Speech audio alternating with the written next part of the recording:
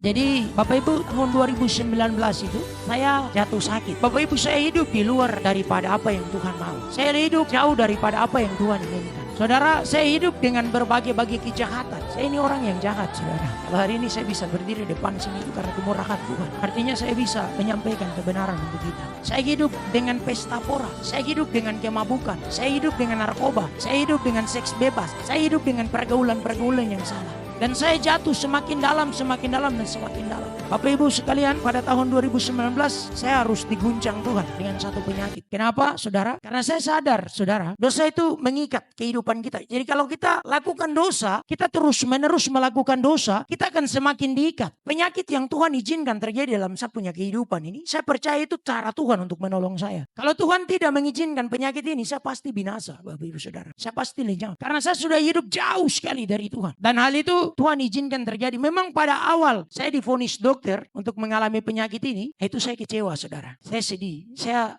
benar-benar sangat kecewa dan saya sudah hampir sampai di titik di mana saya mau bunuh diri. Bapak Ibu Saudara, tapi ketika pada saat saya benar-benar jatuh dan ada di titik terendah dalam kehidupan saya, di sana Tuhan ada di tengah-tengah kehidupan saya dan Tuhan berikan satu pengharapan. Tuhan berikan satu kekuatan dalam hidup saya untuk bagaimana saya belajar mengerti apa yang Tuhan mau. Bagaimana saya belajar untuk memahami apa yang Tuhan rencanakan untuk saya. Jadi ketika saya sakit, saudara, di sana benar-benar saya tidak punya waktu lagi untuk keluar. Saya tidak punya waktu lagi untuk melakukan segala sesuatu. Tapi itu benar-benar saya dipisahkan dan hanya duduk diam di dalam rumah. Saya tidak bisa keluar kemana-mana karena pada saat itu tubuh fisik memang sudah habis. Nah, tapi setelah berjalannya waktu, saya tidak konsumsi obat, Bapak Ibu, 8 bulan. Nah, itu yang mengakibatkan komplikasi. Sampai benar-benar di puncak stadium 4. Tapi Bapak Ibu, setelah hal itu terjadi, saya kembali untuk berobat.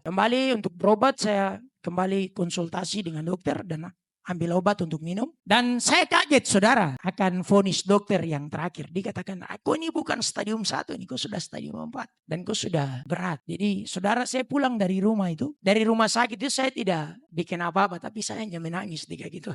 Saya hanya menangis. Saya bilang, Tuhan, saya sudah sadar. Jadi, saya benar-benar dipisahkan Tuhan untuk ada di area di mana hanya saya dengan Tuhan. Dan pada saat itu, Bapak Ibu, memang bukan waktu yang cepat. Ada waktu yang begitu panjang. Dan saat itu saya belajar untuk bagaimana saya cari apa yang Tuhan mau. Saya belajar untuk merendahkan diri di kaki Tuhan. Karena saya sadar kalau saya salah selama ini, Bapak Ibu Saudara. Saya salah menggunakan kesempatan kehidupan yang Tuhan kasih. Bapak Ibu Saudara, saya mau kasih tahu kita. Kalau kita hari ini hidup, kita gunakan berkat Tuhan dengan salah, Tuhan akan ambil dari kita. Kita harus pergunakan itu dengan baik. Bapak Ibu harus pergunakan itu untuk permuliakan nama Tuhan.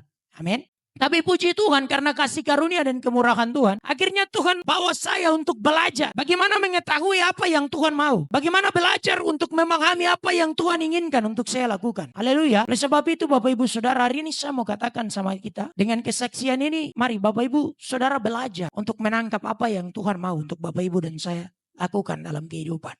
Haleluya.